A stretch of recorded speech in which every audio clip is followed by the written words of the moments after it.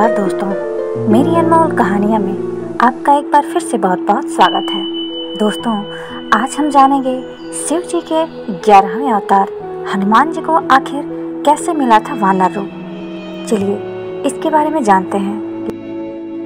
शिव के 11वें अवतार हनुमान जी को आखिर कैसे मिला था वानर रूप। दोस्तों, हनुमान जी को भगवान शिव का 11वां अवतार कहा जाता है। त्रेता युग में भगवान राम का साथ देने के लिए उन्होंने यह अवतार लिया था, लेकिन उन्होंने यह अवतार वानर के रूप में ही क्यों लिया, यह जानना बेहद दिलचस्प है। दोस्तों, तो चलिए आगे जानते हैं कि आखिर हनुमान जी को कैसे मिला था यह वानर का रूप।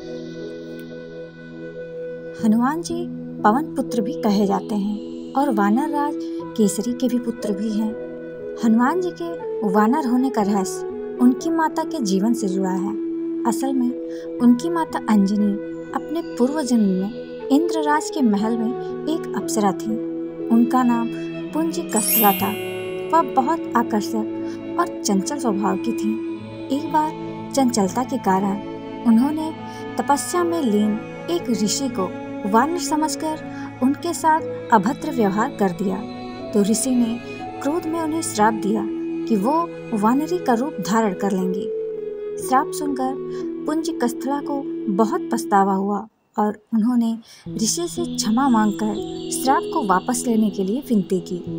उस पर दया कर ऋषि ने कहा कि तुम्हारा वानर रूप भी परम तेजस्वी होगा और तुम एक बहुत ही कीर्तिवान और यशस्वी पुत्र को जन्म दोगी।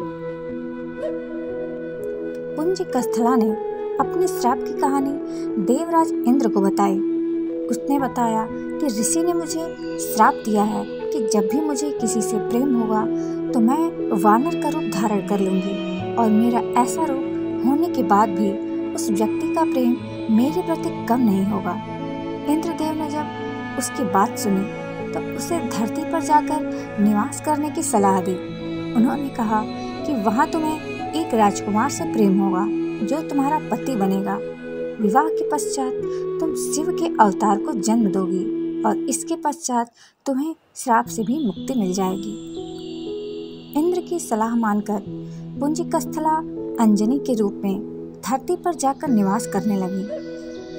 एक दिन उन्होंने वन में एक युवक को देखा जिसकी ओर वो आकर्षित हुई। जैसे ही उस युवक ने अंजनी को देखा, अंजनी का चेहरा वानर का हो गया।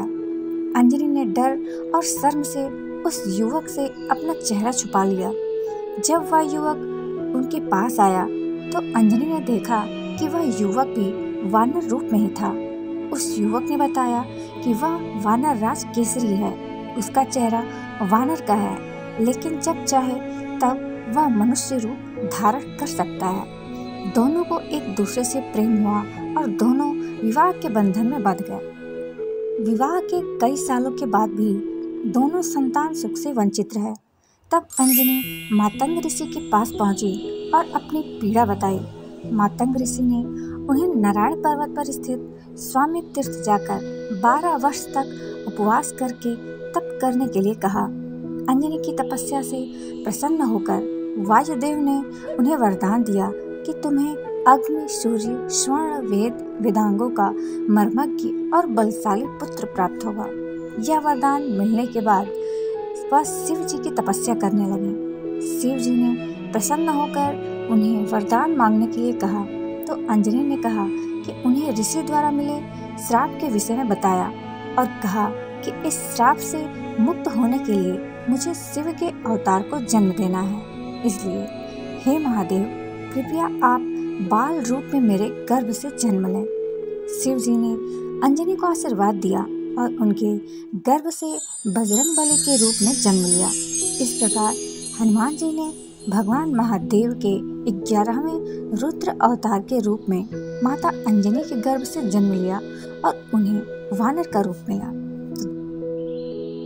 दोस्तों, इस कहानी के माध्यम से अब आपको समझ आ गया होगा कि आखिर पवन पुत्र हनुमान जी का मुख वानर का ही क्यों है। आज की कहानी आपको कैसी लगी कमेंट में मुझे जरूर बताइएगा और मेरे चैनल को लाइक, कमेंट, शेयर और अगर चैनल पे आप नए हैं तो इसे सब्सक्राइब करना बिल्कुल मत भूलिएगा। फिर हम मिलेंगे ऐसी ही एक अच्छी सी कहानी में।